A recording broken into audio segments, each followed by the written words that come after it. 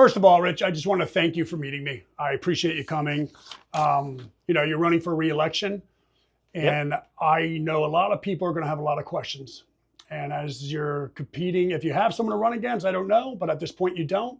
Right. But what I wanted to know a little bit more about you is, why are you running? Why are you rerunning? I believe over the last 6 years that our commission has done a fantastic job to continue Parkland's progress. When I first moved here in 2014, there was about 25,000 residents. Now we have 35,000 residents. And I initially decided to run because at the time in 2018, when I first ran for commission, I had 5 children. They were all younger. I was on the Little League board, the soccer board, flag football, tackle football, you name it. I was out in the parks. You're involved everywhere. And my wife was involved with the school. She was involved in everything. And one of the things that I saw when I was out there on the fields and in the parks was that we could be doing a better job in maintaining our parks. And I also saw the influx of a lot of young families coming in. And that was something that we also needed to address. So I thought I just gave a different perspective, a different demographic. And that's why I initially decided to run. And then in 2020, when Christine decided to run for the State House, the mayor's seat opened up. Yeah, she's a great mayor. Yeah, she fantastic. Yeah. But I just saw that as an opportunity for me again to continue with big shoes to fill. my platform. Yeah, 1,000%, yeah. Very big. And then even Michael Udine, He's before her. Great mayor so there's been a great legacy of mayors in the city of Parkland. So. With that being said, and you moving forward, what is your vision now? What was your vision? Your vision. You just explained to us what your vision was then. What's your vision now? Yeah. So as you get into office, you get to see some of the other things that you can do, that you can impact. And, for me is trying to catch up our infrastructure with our population growth, going from in just the last 10 years from 25,000 to 35,000, that puts a lot of stress on your existing infrastructure. So it's important to make sure you keep up with that, because ultimately you want all the residents in Parkland to make sure they have the best experience possible, whether it's the Pine Tree roads, the Ranches roads, the new park at Wedge Preserve Park. We weren't intimately involved in Loxahatchee, but we were involved with FDOT as far as making sure what Loxahatchee. So to let people know, Parkland doesn't have any control over Loxahatchee, Department of Transportation. That's correct. So Parkland owns 1 mile of the 6 mile stretch of Loxahatchee. And, when I say we, because that road obviously benefits us. Did Parkland have any insight or input on widening the road, or how many, because we're still only doing one road, one lane. It's not wide enough to widen it. Correct. Yeah, so they would have widened it if there was enough real estate, but there wasn't. Okay. And originally the grant that we received from FDOT, again, I'm saying we, but it's FDOT, got a grant to complete this project. It was for multimodal transportation, which means more than just driving cars, whether it's adding bike lanes, sidewalks, whatever it is that you can do to try to get more traffic flowing in that road. So we were originally granted $25 million, but what that entailed was multimodal transportation, which ultimately was adding sidewalks and bike lanes. But that road was one of the most dangerous roads in all of Broward County. So for us to try to fight, even though we really wouldn't have been able to cancel the project, so to speak, we were able to get involved enough because of our relationships with the county and FDOT to kind of make sure that the feel of Loxahatchee is going to be more Parkland-like when it's finished. So instead of having, roundabouts were always something that was part of the project, but instead of just having normal roundabouts, we have the nicer stone with landscaping. Just our Parkland theme. Correct. Yeah. And, we were able to, put more Parkland elements. Beautification. Correct, beautification. So one thing, I have friends that disagree with you. I have friends that agree with you. What is one of the biggest misconceptions now that you've been mayor that you weren't aware of when you took the job initially? So one of the misconceptions, not that I had, because I understand the role of an elected official at the local level, but I think a lot of people have a misconception how much power or authority the mayor has. The only difference between a mayor and a commissioner is the mayor runs the meetings and votes last. Okay. Other than that, it's the same as being a commissioner. So there's really no difference. So my one vote is the same as every other commissioner. In fact, being the quote unquote tiebreaker, a lot of times my vote is irrelevant because once there's 3 votes, whether it's yes or no, It doesn't matter. That's it. My vote essentially doesn't mean anything. Obviously, I have a little bit bigger voice. Yeah. I'm out there, in the community. I go to different events, from the mayor's side. I gotta give you that. I mean, every event you're at. Yeah. I mean, I gotta give you that. I mean, you're everywhere. I love my job and I love involved. my community. So I take it upon myself to make sure I do everything I can to support everyone, whether it's a charity, whether it's a new store opening. I've seen it in all of them, ribbon cutting, baseball everything. game, you name it. I feel it's my obligation, to support the community as much as I can. Yeah, between your family and the children, you're between your family and your own job, you're everywhere else. I don't know how you do it. I really don't. Looking back, what is your greatest achievement that you think you've had so far, accomplishment-wise? So far, I think I'm very proud that our commission went ahead with the Pine Tree Road. So am I. Look, that's something that was kicked down the road for, many, many, many years. Yeah, 50 years. And, I made it when I ran for mayor in 2020. I made it very clear that that was a project that I wanted to see come to fruition. I think it's great for the residents in Pine Tree. It's great for property values. It's great for safety. There's so many reasons why that's great. So I'm very proud of being able to finish that. The Ranches project is also another project I'm very proud that we're working through. That's another project that was long overdue. Back to Pine Tree. Yeah. I was happy in the residents because the initial assessment was a lot more money. Yeah. And you guys found a company out there that was a fraction of the price that could. So engineering, it's actually it was a different method of doing the roads. It's FDR. So it's I'm drawing a blank, but it's but it saved a tremendous amount of the correct. assessment. Yeah. So basically, they could take up the road, mill it, and lay it down all at the same time.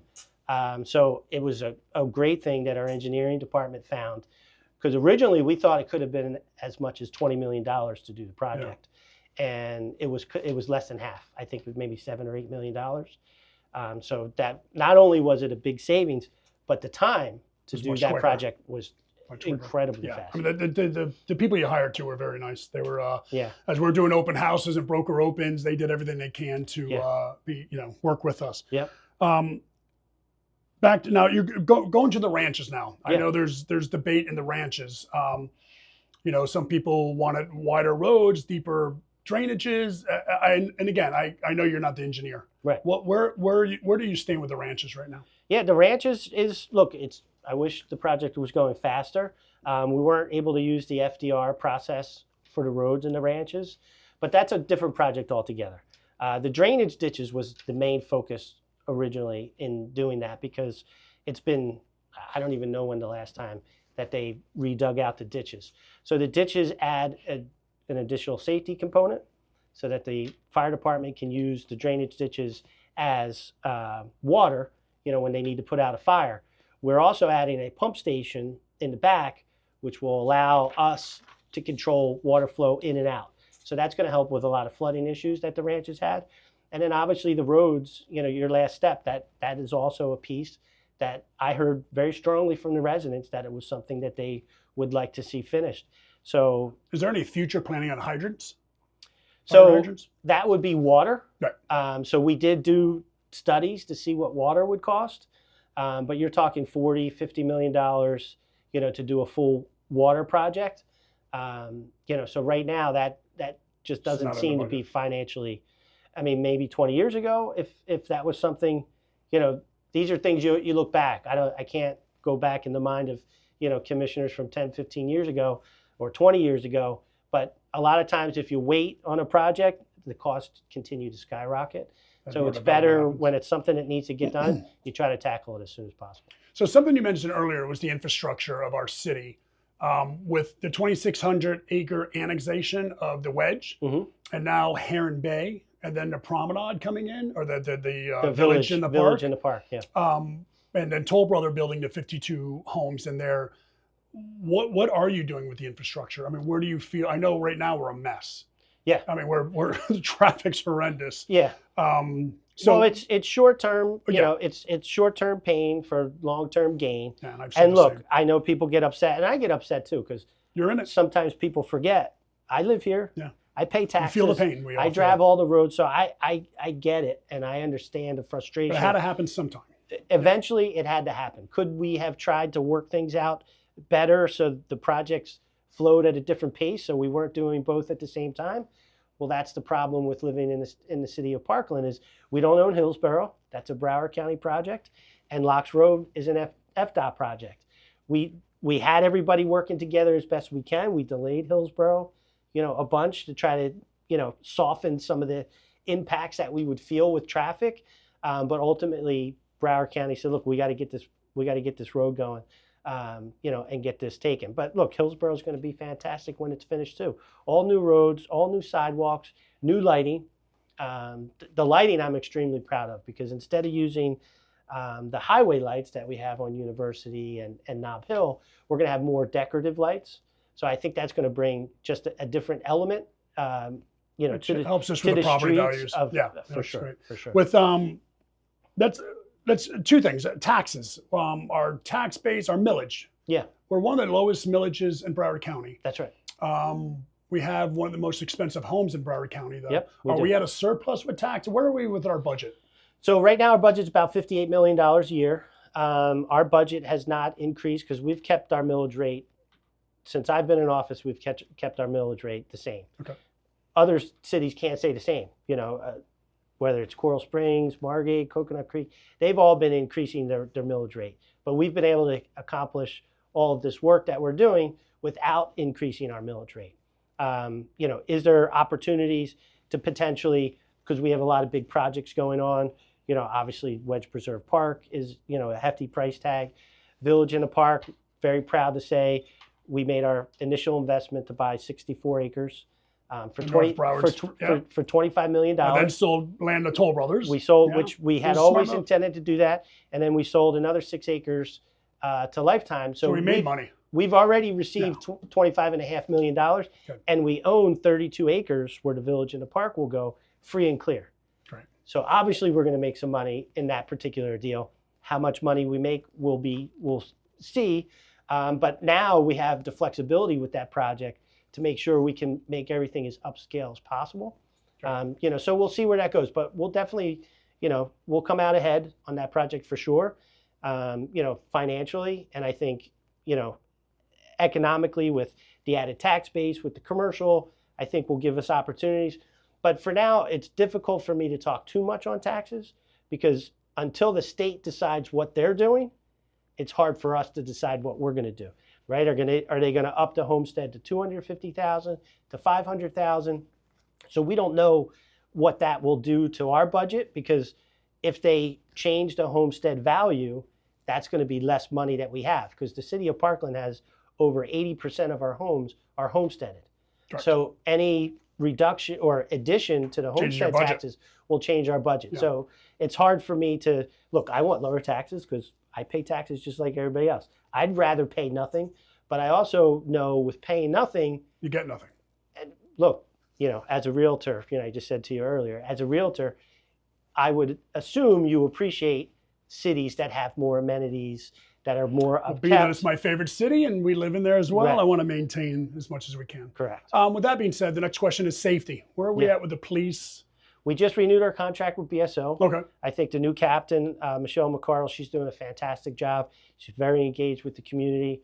She's very receptive to, some of our ideas and some of the feedback. What are some of the we ideas? get some and residents. What are some of the changes that we want to do? Well, I know there's always a thing with e-bikes. With the schools, like incorporating the schools after, our 2018. Right. Where are we at with our school safety, with the cops, with with incorporating all that? Yeah, so with school safety, the only thing we can do is add our SROs. Other than that, school safety is really up to the schools. Okay. We don't have a lot of things that we can't really get involved with the public with Broward County Public Schools. Okay. They run the schools. But our SROs, we decided back in 2018 that we would add an extra SRO. So we have one SRO for every 1,000 kids is what we have now, which is more than anybody else in Broward County. Which would put us in the safest schools. Yes, you would assume that that's the case. You would assume that, correct. Yeah. Where are we with what new development do you have going on other than? So the new development we have right now, we have the 52 homes that Toll Brothers is doing, and then there's 206 at Parkland Royale at the end of Loxahatchee Road. 206. Right. So after that, we're built out. There's a handful of properties. Where are we at with the farms, though? The farm, the largest piece of land left in Broward County. Yeah, I mean, right now we're nowhere with the farm. Okay. It's, Woody is Woody, and he's going to do his thing, and he's going to sell when he feels ready to sell. When that'll be, I mean, look, we've been talking about the farm since I moved here, and we'll continue to talk about the farm until that would free up a lot of infrastructure. It certainly would, and look, that's going to cause some headaches, but even if he sold today, you're looking at 7, 8, 10 years down the road before you really start seeing any construction or anything like that. But we'll have opportunities to, widen. I won't be here at that time. Well, I might still be in Parkland, but I certainly won't be the mayor. We'll be running. But you'll be able to widen University. Hillsborough will come all the way through. So there'll be some things that they can do to kind of soften, that impact. But there absolutely will be an impact when that happens. How do you feel your communication to the city? Look, to the residents. Yeah, I do the best I can to make sure I monitor Facebook all the time. I monitor my emails. I try to respond back to everyone, whether it's a simple post on Facebook or whether it's an email or phone call, text messages. Everybody has my cell phone number. I freely give it out. I don't care who gives out my cell phone. I want to talk to the residents. I can only be as effective as what I know from the residents. What the decisions I make are not necessarily what I want for myself. They're for what I'm hearing from the residents. Again, I go back to Wedge Preserve Park. With the influx of new families, what I heard a lot from new residents moving here, there was no opportunities for people to play.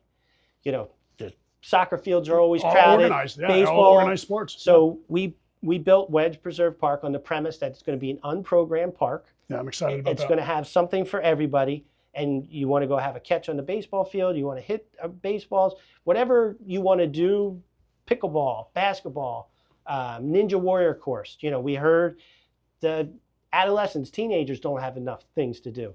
So we added basketball, we added a Ninja Warrior course. We have walking paths, we have fishing piers. We try to add as much as we can for whether you're 1 year old, with the little city village that's going to be in there, or you're however old, playing pickleball, basketball, whatever it is, we have something for everybody. Yeah, I was initially told, and I don't think you were mayor at the time, but just, living off Hillsborough at the time, I was told that part was neglected. It was always focused on West growth. That's right. I mean, are there any developments that, people have asked me, ask Rich if there's any developments or neighborhood he's more fond of because of voting, and I said, I'll ask him. But I mean, obviously the larger the neighborhood, the more votes. I treat everybody the same. Okay. To me, I don't give anybody any preferential treatment, whether it's my community, the large communities, it doesn't matter. To me, the city of Parkland, being mayor, one of the differences is that I don't have a district. And not that our district commissioners favor their districts, because they don't, but I don't have a district. Yeah, so I answer to everyone. Every commissioner still answers to everyone, but look, they have their district. So for me, it's about the city of Parkland. And you go back to, people on who say, Hillsborough and those things. Terramar Park, since I've been mayor, has been totally redone. We added 2 softball fields. We added brand new turf soccer fields, new playgrounds. What about a buddy sports? New parking. It's one of the only parks approved. That I'm not sure, but I mean, Parkland Buddy Sports is a fantastic program here in our city. It is fantastic. Yeah. What's your closing statement at this point? Yeah, I appreciate being here. Obviously, Yeah. it's Well, always thank great. you for your time. Yeah, it's always great speaking with you. I take every opportunity I can to communicate to the residents. That's why I wanted this format. So, I got a chance to meet you a couple years ago. I wasn't familiar with you. Mhm. And I got the chance to meet you. And I wanted other people that called me throughout the year and asked me about you and other candidates and other politicians for the city. I wanted you to have the opportunity to speak as you're looking for re-election. Yeah, and just no, have I that. appreciate And I that. appreciate you coming in and spending your time with me. I know Yeah. you're a busy, very busy man. Yeah. And if anybody has a question for Rich, feel free to reach out to me or ask for his cell phone, which I'll give. He's very easily to get in touch with. And again, thank you for your time and Thanks, Bill. have a fantastic day.